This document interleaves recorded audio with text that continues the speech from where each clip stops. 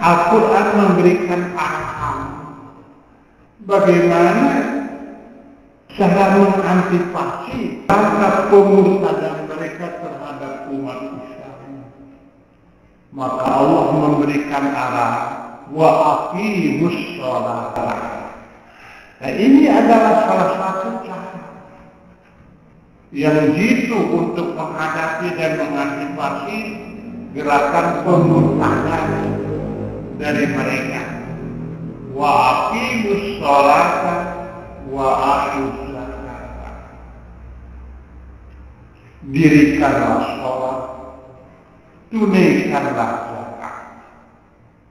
Wa ma tuqaddimu li anfusikum min khairin, dan kebaikan apa saja yang kamu lakukan untuk dirimu, tajiduhu indallah, niscaya kamu akan mendapatkan balasannya di sisi Allah.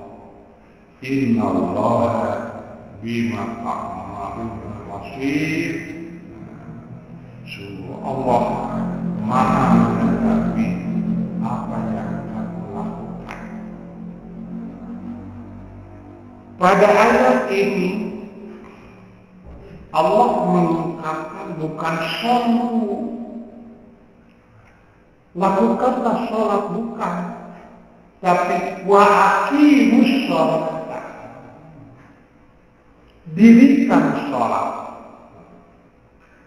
Nah, apabila ada ungkapan dirikan sholat, tentu akan lebih daripada hanya sekedar solu, lakukanlah sholat.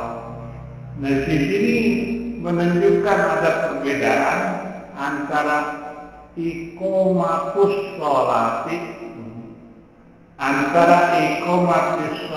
dengan as-sholat, mendirikan sholat dan hanya mengerjakan sholat. Orang yang mengerjakan sholat belum tentu mendirikan sholat, tapi yang mendirikan sholat pasti mengerjakan sholat. Siapa yang dinyatakan fawailun lil musholin? Celaka bagi orang yang sholat. Tidak ada ungkapan fawailun lil muqim sholat, tidak ada. Celaka bayang mendirikan sholat, tidak ada.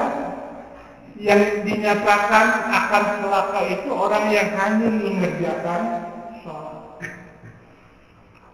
Makanya dalam hal inilah ketika Rasulullah Shallallahu Alaihi Wasallam dalam satu kesempatan pernah menyatakan bahwa ada 7 macam manusia yang akan mendapatkan perlindungan daripada Allah pada hari kiamat nanti. Di antaranya adalah orang yang qalbuhu, hatinya itu mu'allaqun fil masajid, senantiasa terkait dengan ibadah. Nah, di sini disebutkannya masjid, tetapi tentu yang dimaksud sewaktu-waktu tempatnya, tetapi maksudnya adalah isinya. Seperti begini, kata Rasulullah, tidak boleh mengungkapkan kalimat-kalimat thayyibah di WC atau di kamar mandi. Disebutnya kamar mandi atau WC. Maka tentu yang dimaksud bukan di dalam, hanya sekedar di dalam WC-nya, tapi sudah apa di WC itu. Kenapa demikian? Ketika kita mengucapkan kufronaka, itu di luar WC atau di dalam WC, Pak? Di luar. Kapan mau keluar? Kalau mau keluar di mana? Jadi Rasulullah kalau mau masuk, kalau mau masuk ke WC, berdoa, Allahumma ini a'udzubika minal khubuthi wal. Kalau mau masuk, artinya di luar. Tapi kalau mau keluar berarti timbul pertanyaan, gufronaka itu kalimat thayyibah. Maka tentu yang dimaksud bukan di dalam WC-nya, tapi sedang apa di dalam WC itu. Lazimnya di dalam WC itu sedang buang air, atau sedang buang air kecil, atau buang air besar. Seperti seorang anak bertanya kepada ibunya, "Mas, hari bapak kemana?"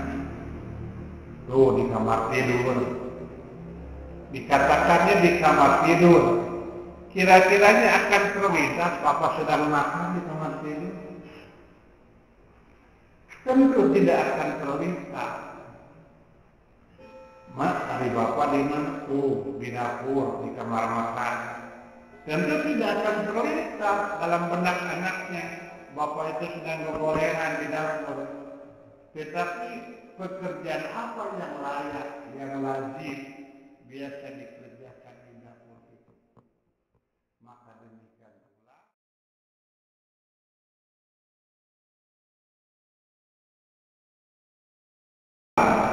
warajul, seorang laki-laki kata Rasulullah, yang qalbuhu, hatinya senantiasa terkait dengan masjid. Tentu di sini yang disebut tempatnya, tapi maksudnya pekerjaan apa yang berlaku lazimnya di dalam masjid. Tidak akan terjadi orang di dalam masjid sedang ngapel, mainnya gitu, bari nikah ngapel. Ngarah kesal kebening sekalian ngapel sewaktu-waktu, atau nama waktu itu apaan sahur sedang itikaf, mudah-mudahan. Nah, makanya di sini dapat kita perhatikan mu'allaqun fil masjid, terkait dengan ibadah. Artinya ketika dia di luar masjid, hati tetap seperti suasana di dalam masjid. Ketika dia di luar sholat, tetap hatinya seperti sedang keadaan sholat. Inilah yang dimaksud inna sholata tanha anil fahsya wal munkar. Sungguh sholat itu akan mencegah dari perbuatan fahsya wal munkar. Jadi kalau hanya mengerjakan sholat, tidak akan jadi tenaga dari perbuatan fahsya wal munkar. Tetapi mendirikan sholat, bukan hanya ketika melakukan sholat, tetapi sholat senantiasa berdiri dimanapun dia berada. Nah, inilah barangkali makna yang dinyatakan aqimus sholata wa atu zakata wa ma tuqaddimu li anfusikum min khairin tajiduhu indallah. Pasti akan mendapatkan balasannya di sisi Allah. Yang mana balasan di sisi Allah itu? Di antaranya adalah perlindungan daripada Allah. Perlindungan daripada Allah. Oleh karenanya kata seorang sahabat, yang paling sering dilakukan oleh Rasulullah berdoa memperlindungan diri adalah bisolati, pada waktu sholat, wa qiraatil Qur'an. Makanya kenapa ketika kita sholat, sebelum masuk kepada Fatihah pada rakaat awal, kita isti'adzah, a'udzubillahi minasyaitonir rajim. Kemudian kita ketika akan membaca Quran di luar sholat, kita dianjurkan a'udzubillahi minasyaitonir rajim. Nah, ketika pada suatu saat isti'adzah yang seperti ini maka akan ada pengaruhnya ke dalam diri. Apa buktinya? Nah, dia mampu menjaga, melindungi dirinya dari perbuatan-perbuatan yang tidak diharapkan. Itulah satu ciri isti'adzah, ta'awudz kita itu diterima oleh Allah Subhanahu wa ta'ala. Maka